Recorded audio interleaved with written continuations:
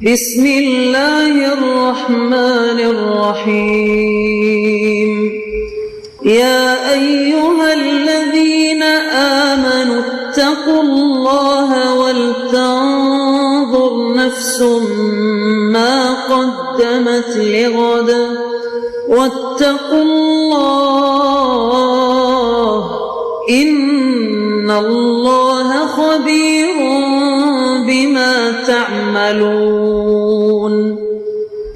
اے ایمان والو، اللہ سے ڈرتے رہو اور ہر شخص کو دیکھنا چاہیے کہ اس نے کل یعنی آخرت کے لیے کیا سامان بھیجا ہے، اور ہم پھر کہتے ہیں کہ اللہ سے ڈرتے رہو، بے شک اللہ تمہارے سب اعمال سے خبردار ہے۔ بسم اللہ الرحمن الرحیم، الحمد للہ رب العالمین، والصلاة والسلام على اشرف الانبیاء والمرسلین وعلى آلہ واصحابہ اجمعین ومن تبعہم بإحسان الى یوم الدین۔ قابل صد احترام حضرات شائقین و شائقات سچا پیغام، السلام علیکم ورحمۃ اللہ وبرکاتہ۔ آج کی محفل میراث النبی کے نورانی پروگرام میں آپ کا استقبال ہے۔ اہلا و سہلا مرحبا۔ ہم آپ تمام حضرات و مستورات کا خیر مقدم۔ محترم حضرات و خواتین، تعلیم کا آغاز ہو رہا ہے۔ سب سے پہلے آداب تعلیم کا لحاظ کرتے ہوئے تعلیم کی طرف متوجہ ہو جائیں۔ پورے دھیان سے سننا، عمل کی نیت سے سننا اور تبلیغ کی نیت سے سننا، یعنی سنی ہوئی باتیں دوسروں تک پہنچانے کے جذبے سے سننا۔ چند خاص آداب تعلیم ہیں، امید ہے کہ آپ حضرات ان آداب کا ضرور خیال رکھیں گے۔ جزاکم اللہ۔ بسم اللہ الرحمن الرحیم۔ اللہ والوں کی صحبت سے آدمی اللہ والا کیسے بنتا ہے؟ اللہ کا راستہ رونے سے طے ہوتا ہے، لہذا اللہ سے رو لو کہ اے اللہ، آپ ہماری ہدایت کا فیصلہ فرما دیجئے۔ جیسے باپ اپنے بیٹے کے اغوا ہو جانے پر اخبار میں اشتہار دیتا ہے کہ جو میرے بیٹے کو جنگل کے گنڈوں سے نکال کر مجھ تک پہنچا دے، میں اسے 50,000 روپے انعام دوں گا۔ اسی لیے کہتا ہوں کہ اے خدا، یہ محبت جو تو نے ماں باپ کو عطا کی ہے، یہ تیری ادنا بھیک ہے۔ میں تیری رحمت کو اس ادنا بھیک کا واسطہ دیتا ہوں کہ آپ ہم لوگوں پر رحم کر دیجئے۔ ہمیں نفس اور شیطان نے گناہوں کے جنگل میں اغوا کیا ہوا ہے، آپ اپنی رحمت سے ان گنڈوں سے ہمیں چھڑا کر ہماری ہدایت کے لیے اپنا کوئی بندہ بھیج دیجئے اور ہمیں اس گناہ گار زندگی سے توبہ نصیب کر دیجئے۔ اگرچہ آپ کو ہدایت دینے کے لیے کسی کی مدد کی ضرورت نہیں ہے، بس آپ کا یعنی اللہ کا ارادہ ہی کافی ہے، لیکن چونکہ عادت اللہ یہی ہے کہ اللہ تعالیٰ جس کو بھی اپنا ولی بناتے ہیں اسے اپنے کسی ولی کے ذریعے سے ولی بناتے ہیں۔ دنیا میں کوئی ولی ایسا نہیں جو خود بخود ولی بن گیا ہو۔ دنیا میں جتنے ولی اللہ پیدا ہوئے ہیں، اللہ نے اپنے کسی ولی کی محبت ان کے دل میں ڈالی ہے۔ حکیم الامت رحمت اللہ علیہ کا ارشاد ہے کہ اللہ تعالیٰ جس کو اپنا ولی اپنا دوست بنانا چاہتے ہیں تو روئے زمین پر اس زمانے کے کسی ولی کی محبت اس کے دل میں ڈال دیتے ہیں، پھر یہ ان کے پاس آنا جانا رکھتا ہے، ان کی صحبت اٹھاتا ہے اور آہستہ آہستہ وہ بھی اللہ کا ولی بن جاتا ہے۔ یہ اللہ تعالیٰ کا کرم ہے جس پر ہو جائے۔ حضرت ابراہیم علیہ السلام کی پوری زندگی ابتلا اور آزمائشوں سے پر۔ آپ صلی اللہ علیہ وسلم کے جد امجد حضرت ابراہیم خلیل اللہ علیہ السلام نے کس قدر قربانی پیش کی۔ ایسے گھرانے میں آنکھیں کھولی جو بت ساز، بت فروش، بت پرست بھی تھا۔ گھر سے لے کر ارکان حکومت تک بت پرستی کی گندی لعنت میں مبتلا تھے۔ اور بادشاہ وقت اپنے کو خدا اور معبود کہلواتا تھا۔ ایسے ماحول میں توحید کی دعوت دینا کتنے بڑے دل گردے کا کام ہے۔ چونکہ ابراہیم علیہ السلام کو بڑا مقام اور مرتبہ عطا کیا جانا تھا، اس لیے طرح طرح کی آزمائشوں میں مبتلا کیا گیا، اور ہر امتحان اور آزمائش میں پورے طور پر اترے۔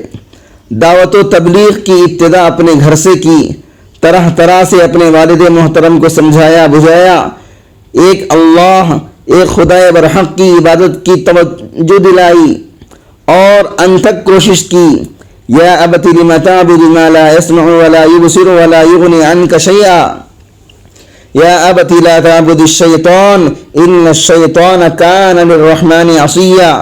اے میرے ابو جان، آپ کیوں ایسی چیزوں کی پرستش کرتے ہیں جو نہ سنتے ہیں نہ دیکھتے ہیں اور نہ ہی آپ کے کسی کام آ سکتے ہیں۔ اے ابو جان، شیطان کی پوجا نہ کیجیے، شیطان تو رحمان کا نافرمان ہے۔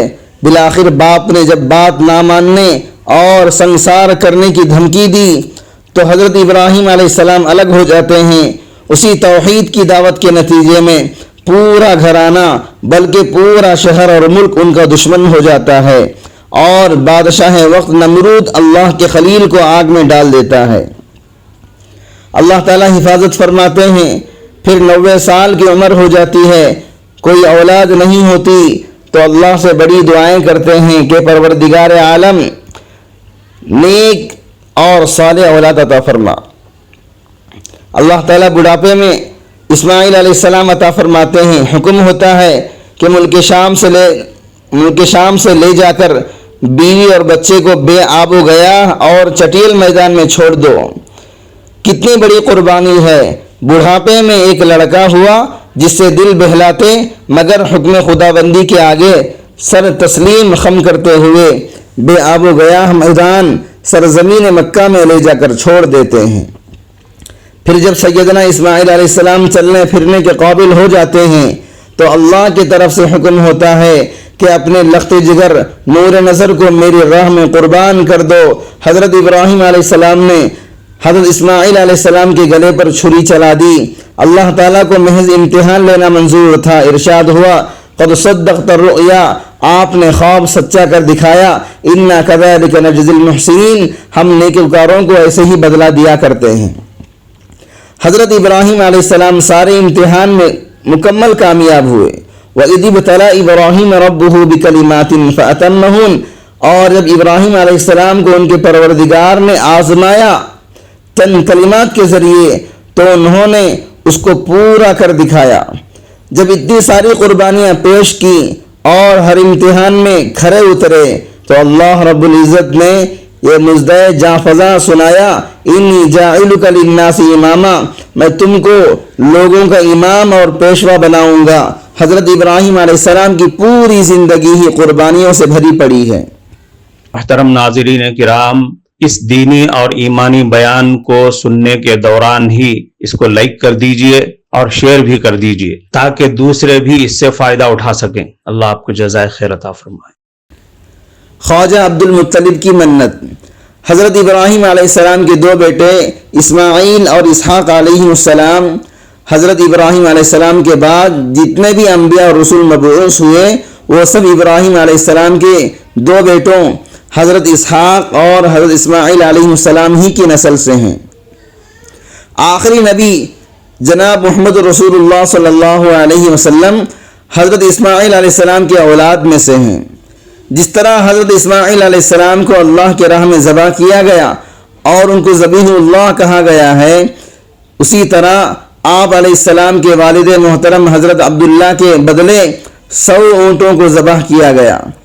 آپ صلی اللہ علیہ وسلم کے دادا خواجہ عبد المطلب جو خانہ کعبہ کے متولی اعظم اور قریش کے سردار تھے، انہوں نے ایک مرتبہ یہ منت مان لی تھی کہ اگر اللہ نے مجھے 10 بیٹے دیے تو ایک بیٹا اللہ کی راہ میں قربان کر دوں گا۔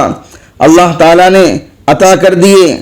اب یہ منت پوری کرنے کے لیے خواجہ عبد المطلب عبداللہ کو ذبح کرنے کے لیے لے کر چلے۔ خاندان اور قبیلے کے لوگوں نے اور دیگر بھائیوں نے بھی اصرار کیا کہ ایسا نہ کریں، مگر وہ وعدے کے پکے تھے، اور چونکہ جاہلیت کا دور تھا اس لیے اس طرح کی منتیں بھی منع کرتے تھے۔ خواجہ عبد المطلب بھی منت پوری کرنے کے لیے بضد تھے۔ لوگوں نے مشورہ دیا کہ ایسا نہ کریں، بلکہ مکہ سے باہر ایک کاہنہ اور جادوگر عورت رہتی ہے، اس کے پاس چلے جائیں، شاید کوئی راہ نکل جائے۔ اس زمانے میں ایسی ہی عورتوں اور مردوں کا بول بالا تھا، کیونکہ دین ٹوٹ چکا تھا۔ خیر، عبد المطلب چند لوگوں کے ساتھ اس کاہنہ عورت کے پاس گئے۔ اس عورت کا حلیہ ایسا خوفناک تھا کہ اس کو دیکھ کر آدمی ڈر جائے۔ خیر، اس سے پوری صورتحال بیان کی تو اس عورت نے کہا، 10 اونٹوں کو ایک طرف رکھو اور عبداللہ کو ایک طرف رکھو اور قرآن اندازی کرو، اگر قرآن اونٹوں کے نام آ جاتا ہے تو اونٹوں کو ذبح کر دو، اگر قرآن عبداللہ کے نام آتا ہے تو 10 اونٹوں کو اور بھی اضافہ کر دو، اس طرح اضافہ کرتے رہو۔ چنانچہ خواجہ عبد المطلب نے ایسا ہی کیا۔ جب 10 مرتبہ اس طرح قرآن اندازی کی تو اونٹوں کے نام قرآن نکلا تو اونٹوں کو قربان کر دیا گیا اور حضرت عبداللہ کی جان بچی، بلکہ اللہ کی طرف سے غیبی انتظام تھا کہ لڑکوں کو ذبح کرنے کی بری رسم کو اللہ تعالیٰ نے ان کے ذریعے ختم کر دیا۔ ایک مرتبہ ایک بدھو نے آپ صلی اللہ علیہ وسلم کو پکار کر کہا، یا ابن الذبیحین، اے 2 ذبیحوں کے بیٹے۔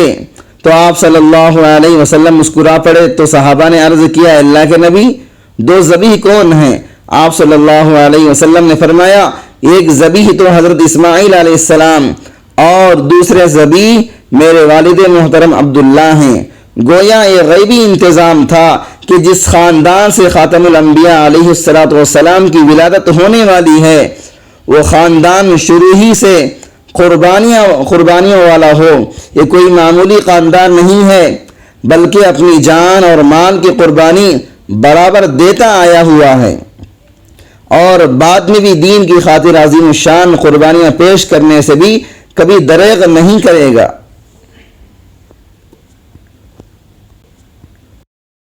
پارہ مجلس کی دعا پڑھ لیجئے۔ سبحانک اللہم و بحمدک، اشہد ان لا الہ الا انت، استغفرک و اتوب الیک۔ معزز شائقین و شائقات سچا پیغام،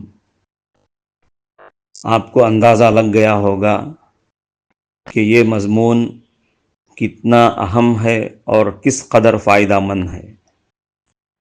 کم سے کم درجے میں سوشل میڈیا کے ذریعے سے بھی ہم اس کو زیادہ سے زیادہ شیئر کریں گے تو دعوت کے فریضے کی کوششوں میں ہم بھی اپنا کچھ حصہ ڈالنے والے بن سکتے ہیں۔ لہٰذا زیادہ سے زیادہ اس کو عام کریں تاکہ پوری دنیا کے ہندوؤں کی غلط فہمی دور ہو جائے اور انہیں یہ زمینی حقیقت معلوم ہو جائے، اور وہ اپنے اصل مذہبی لیڈر پیغمبر آخر الزماں حضرت محمد الرسول اللہ صلی اللہ علیہ وسلم کو ماننے پر مجبور ہو جائیں اور کلمہ پڑھ کر آپ کے ساتھ ساتھ وہ بھی جنت میں جانے والے بن جائیں۔